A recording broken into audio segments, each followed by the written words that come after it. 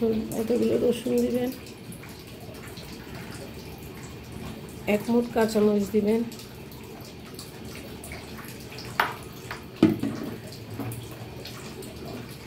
একটু করে পানি দিবেন সিদ্ধর জন্য।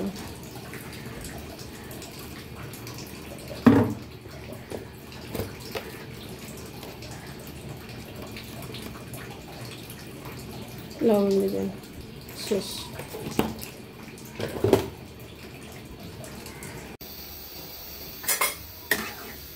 এটাকে আমরা আরও সিদ্ধ করবো, এখনো সিদ্ধ হয়নি, এটা আরও একটুখানি সিদ্ধ হবে।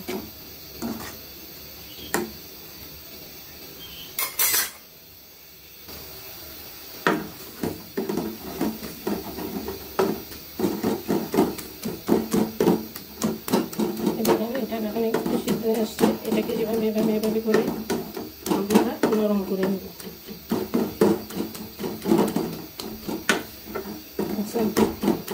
এভাবে করে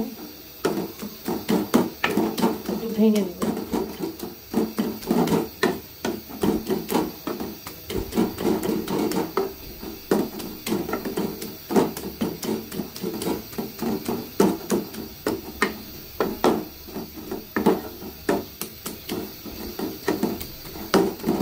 কচু শাকটা সিদ্ধ হয়ে গেছে, অনেকটা সিদ্ধ হয়ে আসছে। আমরা এখন একটু পানি থাকা অবস্থায়, আমরা পানিটা ফেলবো না,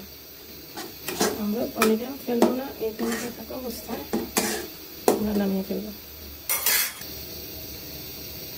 এই দেখুন, এটা 1.5 কেজি ওজনের একটা ইলিশ মাছ। ইলিশ মাছের মাথা, এই মাথাগুলিকে আমি ছোট ছোট পিচ করে নিয়েছি। এই মাছটার ওজন ছিল 1.5 কেজি। দেখেছেন মাছটার ভিতরে, মাথার ভিতরে মাছও রেখেছি। এটাকে আমরা হলুদ মরিচ দিয়ে ফ্রাই করে নেব, একটু হলুদ মরিচ দিয়ে। এই যে আমরা একটু হলুদ মরিচ দিয়ে নিয়েছি, এখন এটাকে ফ্রাই করছি।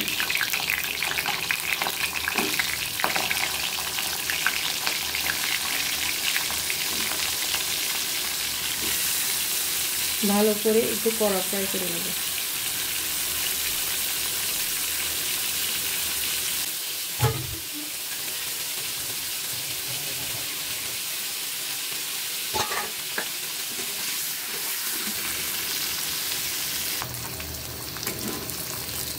দেখুন এভাবে লাল লাল করে একটু লাল করে ভেজে নেব, আর একটু লাল করবো, এত বেশি কড়া করে ভাজবো।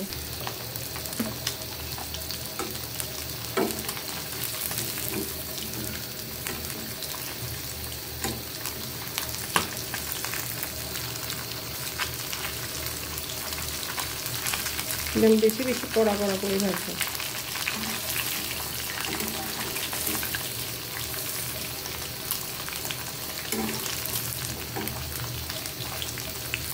আর একটু কড়া করে ভেজে নেব।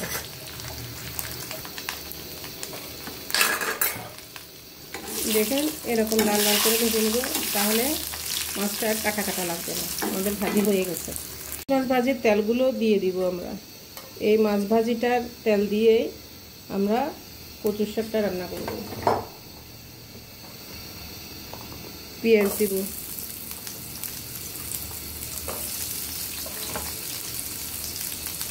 আবার একটু রসুন দিব, কারণ ইলিশ মাছে রসুন বেশি দিতে হয়।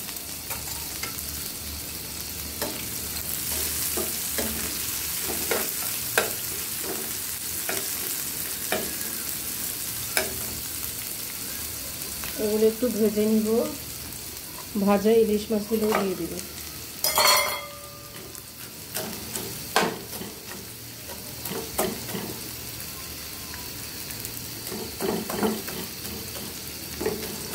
এগুলিকে একটু এভাবে ভেঙে দিব মাথাগুলিকে।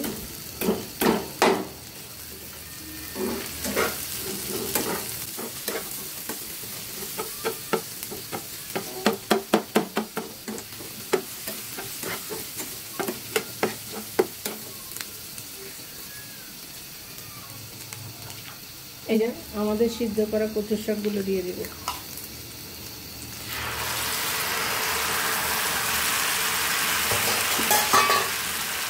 এবার অনবরত নাড়ার উপর থাকবেন।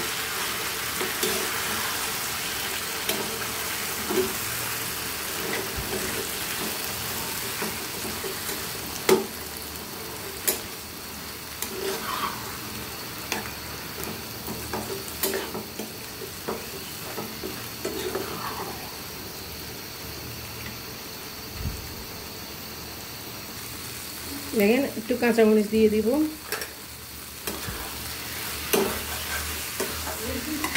না দেখছেন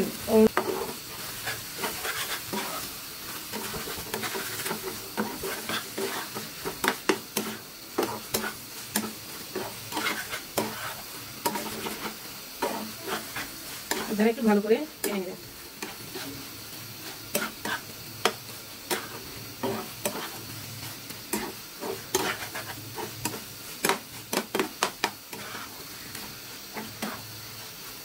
মাছ ভাজির তেলটা দিয়ে, তাহলে কচু শাকটা অনেক মজা হয়।